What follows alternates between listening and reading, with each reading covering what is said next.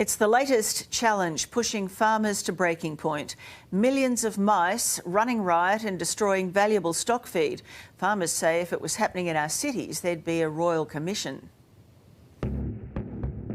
After 3 years of drought, this is not the downpour our farmers wanted. Oh my God, it's raining mice. I'm only 33, but yeah, I've never seen mice like this.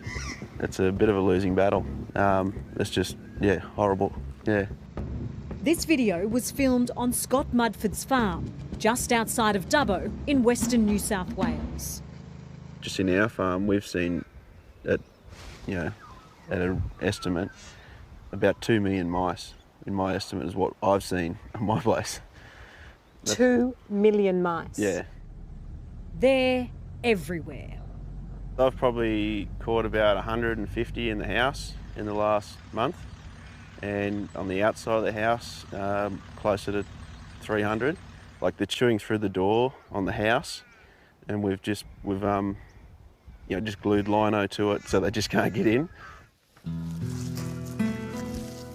But most devastating, the rodents have contaminated his bumper grain harvest. You can't sell it, you can't do anything with it, so all the days and hours you put into work, and then it's just been thrown in the gutter, basically, yeah. Gary Burton's walls of hay look impressive, but he fears they could go to waste. How many mice do you think are inside these bales? How big's the number? I don't know. Thousands. It would be thousands. And this is your livelihood? It's what we do. We are hay producers. Hay is our business. Like many farmers, Gary has spent thousands of dollars baiting his property, the only defence against the mice plague. It's a game of cat and mouse. Literally. Yeah.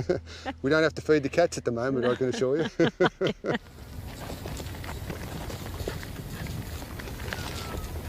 It's amazing that you can hear them eating. Yeah. And the smell. That's nice, isn't it? You don't want this perfume. How do you get used to that? You don't. The smell is one of those things with mice. It's the smell and their manure. Like, they have their trademark manure. As soon as you see mice anywhere, you see their manure.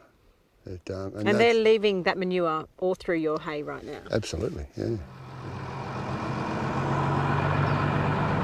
So Gary's about to use his tractor to just simply move one of these bales of hay, and you'll see what comes out.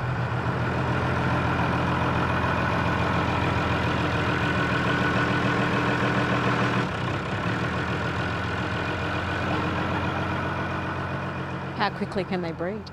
Well, apparently one couple that start breeding at sort of 3 to 6 weeks, and then they'll breed every 3 weeks. So one pair of mice can actually produce about 500 in a year. You start to multiply that out, and it doesn't take long to get a lot of mice. If you walk around around these stacks at night, and you'll see, I guess the worst case is you'll just about see the ground move.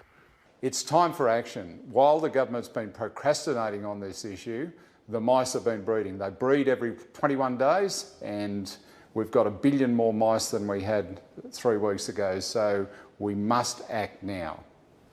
James Jackson from the New South Wales Farmers Association says it would be a different story if the mice invaded the city.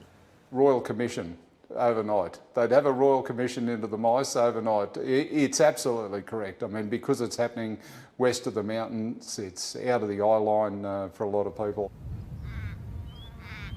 He's calling on the government to cough up $25,000 grants to help farmers pay for the problem. This is going to have serious impacts on the economy of New South Wales. It's another kick in the guts for farmers like Don, who have lived through multiple mice plagues and know how easy it is for the government to ignore. Yeah, it's frustrating when they make the decisions, and while they're playing up down in Canberra and we're out here for mice plague. But there needs to be quicker response from government. That's the big issue. As numbers continue to fall, their biggest hope, winter. The cold temperatures will help eradicate the mice, but for many, it will be too late. The financial implications won't be known for about 6 months when we go to sow the next crop. I think from experience, when we hit the winter, the mice plague will be gone. I think the damage is done now.